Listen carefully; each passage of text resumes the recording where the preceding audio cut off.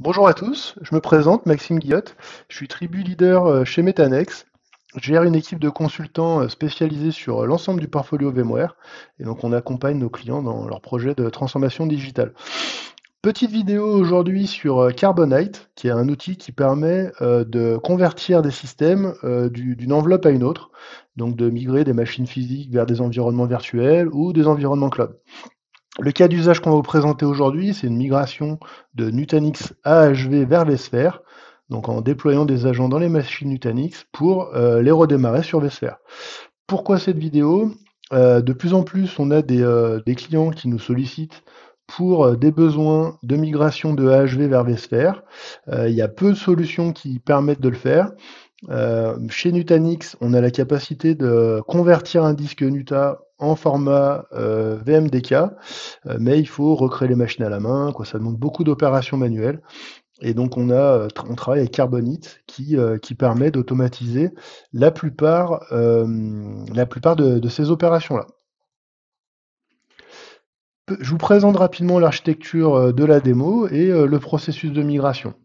Donc sur la gauche, on a un cluster Nutanix AHV. Ce cluster, donc, il dispose de deux machines virtuelles, une Windows et une Ubuntu. Je vais vous montrer ça tout de suite.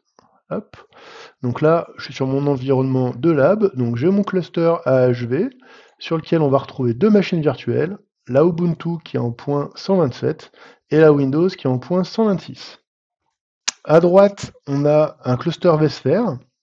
Donc sur ce cluster vSphere, on va déployer des proxys Carbonite qui vont permettre de convertir à la volée les machines en format vSphere.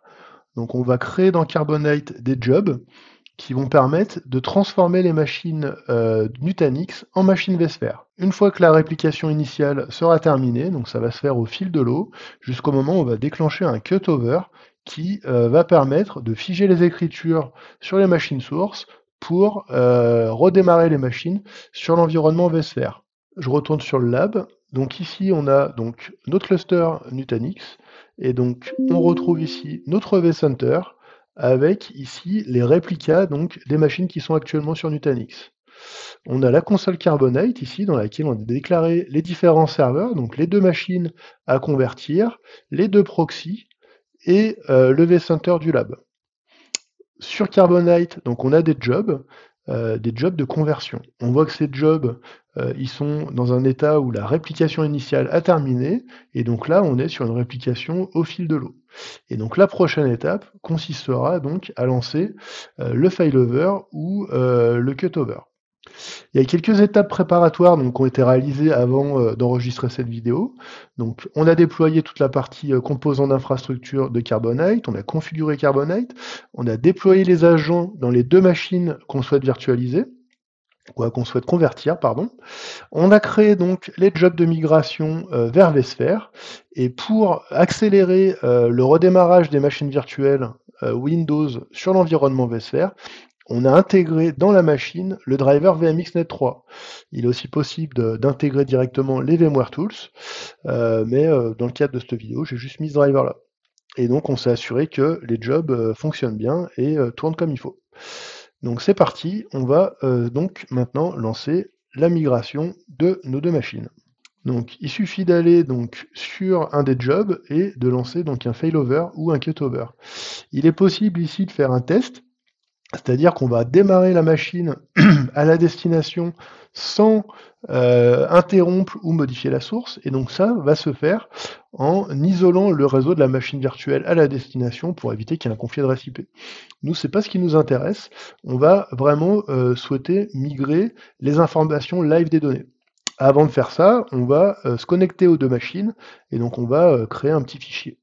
Donc là, je suis sur la machine Windows, j'ai un fichier de texte sur le bureau, donc là, on va rajouter donc avant migration, d'accord, on va enregistrer le fichier, le fermer, et donc je vais faire la même opération donc sur la machine Linux, voilà,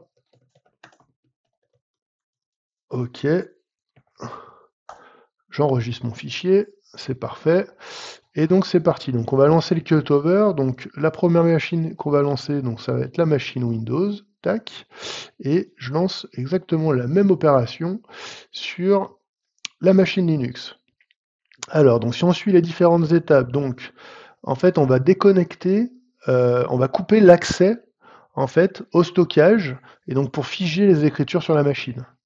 Ça va permettre de répliquer en fait le delta des données directement sur la machine de destination. Donc aujourd'hui, la machine de destination Windows, vous voyez, elle est toujours éteinte. D'accord, Carbonite va la démarrer à la fin de l'opération. Là, il éteint la machine source. Donc là, dans quelques secondes, la machine Windows va arrêter de répondre sur le réseau. Puis, une fois que la machine sera arrêtée, Carbonite va la redémarrer directement. Donc là, on voit qu'elle est éteinte. Et donc Carbonite va la redémarrer directement sur l'environnement VCR. Là, on voit qu'elle est en train de démarrer. Il en va de même pour la machine Ubuntu. Si on retourne du coup dans la console Nutanix, donc on voit bien que les machines ici sont éteintes, hein, les deux machines sont éteintes, et donc elles sont en train de démarrer sur la partie vSphere. On va se connecter aux consoles des deux machines virtuelles.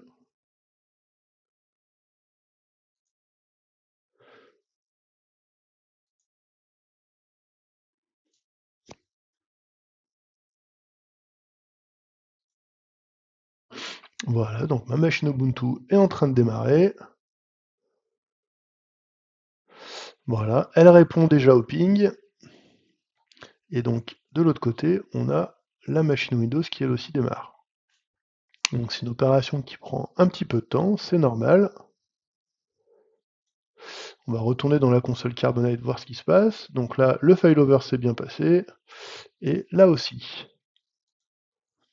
Voilà, on n'a plus qu'à attendre donc la fin du démarrage des deux machines. Voilà, celle-ci c'est bon.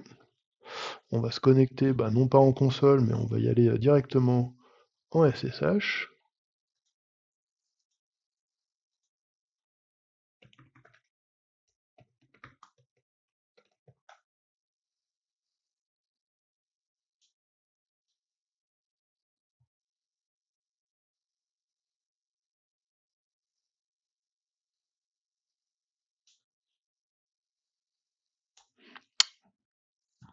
On va aller voir le fichier, donc là, vous voyez, voilà, il y a bien ce que j'ai écrit avant de lancer ma migration. Donc mes données ont bien été synchronisées sur la machine de destination. Là, on voit que la machine Windows commence à répondre. Donc si on retourne pendant qu'elle démarre sur le vCenter, donc on voit que la machine Ubuntu a nativement les OpenVM Tools, donc il n'y a aucune modification apportée. Par contre, la machine Windows, elle, n'a pas les tools, on lui a juste mis le driver pour la carte VMXNet 3, donc il faudra, avant de retourner en production, ajouter les VMware Tools sur cette machine. On va se connecter de nouveau sur cette machine-là, celle-ci on va le faire en console. Et donc sur mon bureau, je devrais retrouver mon fichier mis à jour. Voilà, en fond d'écran, vous avez la photo d'un client qui a fini sa migration AHV vers VSphere et qui peut partir en vacances tranquille. Voilà, avant migration, donc là aussi, les données se sont bien synchronisées. Voilà, donc la bascule des deux machines virtuelles s'est bien passée. Donc, petite conclusion donc, avant de terminer cette vidéo. Donc, on a réussi à migrer nos deux machines virtuelles avec succès. Ça s'est bien passé. Carbonite a créé automatiquement la machine virtuelle à la destination. On a conservé les adresses IP. On peut, grâce à Carbonite, faire un test à blanc, c'est-à-dire qu'on va démarrer la machine virtuelle dans une bulle isolée avant de lancer le vrai cutover qui, lui, impactera la source. La plupart des US sont supportés, donc ça peut aller de Windows 2003 jusqu'à 2022. Et on a aussi une grande liste d'OS Linux. Donc c'est vraiment une solution qui fonctionne très très bien. Donc j'espère que cette vidéo vous a plu. Si vous avez des questions, n'hésitez pas à nous envoyer un petit mail. Si vous avez des projets de migration d'AHV vers vSphere, n'hésitez pas à nous contacter. On se fera un plaisir de vous accompagner et de vous présenter un peu plus en détail la solution. N'hésitez pas, si la vidéo vous a plu, à mettre un petit pouce. Je vous souhaite une belle journée et à très bientôt.